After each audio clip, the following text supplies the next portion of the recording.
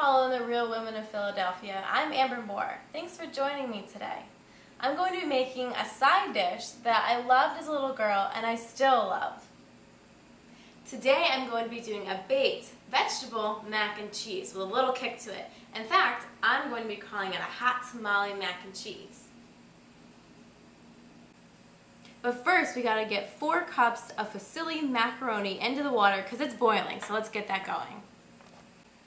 Okay, so we're gonna put this into the salted water while it's boiling. Cook it to the package directions and just shave off about 2 minutes. You don't want it to get mushy when you cook it in the oven. Okay, so the ingredients are that I'm going to be using our Velveeta cheese, a 1/3 less fat Philadelphia cream cheese. We've got a cup of any type of vegetable medley that you like. We've got 3 tablespoons of butter. We've got a 1/4 cup of breadcrumbs, a 1/2 cup of a mix of yummy grated buttery cheeses that are hard cheeses that go really nicely on top of the breadcrumbs. And then also we have a little spice of paprika, and we're going to have enough milk to cover it once you pour it all into the casserole dish to bake it. And lastly, we have our kick with the fresh jalapeno peppers right from my garden. Okay, so while my pasta is cooking and I've preheated my oven at 350, we're going to get our creamy cheeses prepped to get ready to go into the macaroni before it's baked. So when I was little, I loved Kraft macaroni and cheese. It just, it was the first thing that I probably learned to make in the kitchen, and I came home from dance lessons and I knew how to make it on the stove, and it was just, I just had a blast, like mixing everything together, the cheese and the milk and the butter, and that's always been something that I've loved. My mom also made a homemade one, and you know what? That's what I'm doing today. I'm making a homemade baked one. It's become a family tradition, and I'm putting my kick on it because anytime I try a recipe, I can't help myself to change it up, to mix it up, experiment, and that's what I try to tell everyone. I'm like, just get in the kitchen, experiment, have fun. Whatever happens, it's going to be good anyways because it's the whole process. Okay, so our pasta is done now. I'm going to turn this off, and we're just going to drain it in the colander. Make sure you keep it away from you so you don't burn yourself. Get it all out. Okay, so our dish is buttered, our pasta's ready. So we're going to dump that into the dish. Okay. Move it around.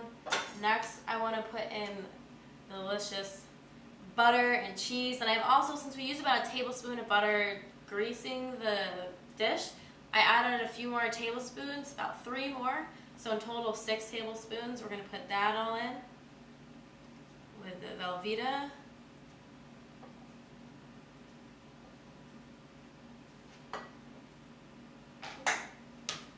And of course our Philadelphia cream cheese. This is going to be so creamy and good. Definitely have this at your next family get-together, friends over, whatever. Just make a macaroni and cheese night or something.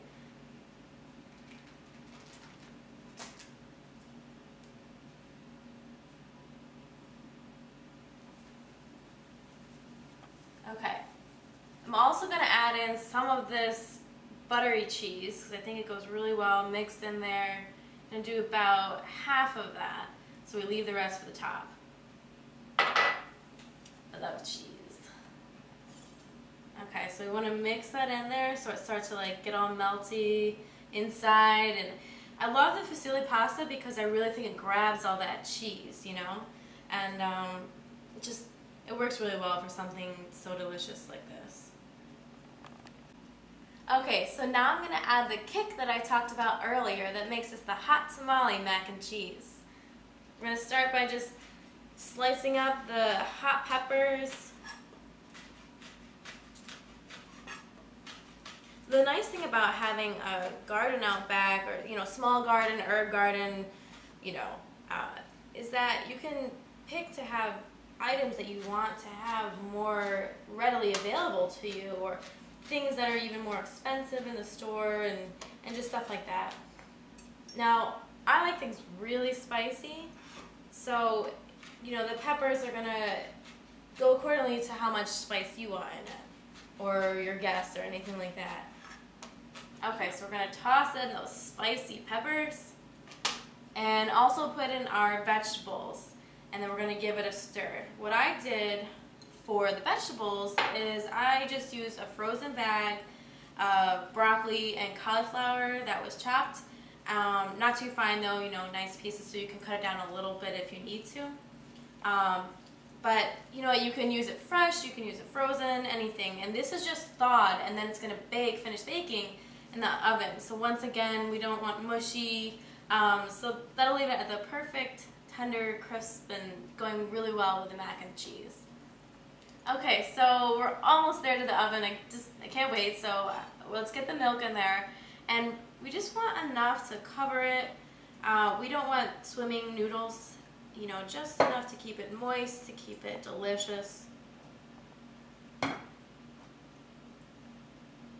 There we go. That looks just about right. Okay, so you just want to press it down, make sure that the milk comes up a little bit, anything that was underneath, so that way everything is covered and nothing gets dried out. Okay, so now we're going to put on that Parmesan on top, that extra cheesiness. And we want to put our breadcrumbs on also. And you just want to sprinkle this on. You're not trying to create any type of crust. It gives a nice little texture. I think that's one thing that I love about trying different foods. You get texture, you get flavor, you get temperature differences. It's just everything that mixes in your mouth and makes it a full experience. And our last ingredient is that paprika. And what paprika does that I love, and this is something I've definitely carried through in a family tradition, is it just adds that little bit of color, a little bit of pop. Oh, it looks so great with all that green in there too. And I saw the cubes, and I just can't wait for those to melt and down, and I just want to take a bite. Okay, so this is going to bake in the oven for about 30 to 40 minutes. And when you start to see it get bubbly on top, cheesy, and it doesn't look milky anymore, then that's when it's done. Okay, so see how the milk is starting to bubble there? That means it's almost done. It's been in about 35 minutes. Can't wait. Okay, I'm ready to try this hot tamale mac and cheese. Get a nice amount there. Get some of the, ooh, you can see the cheese.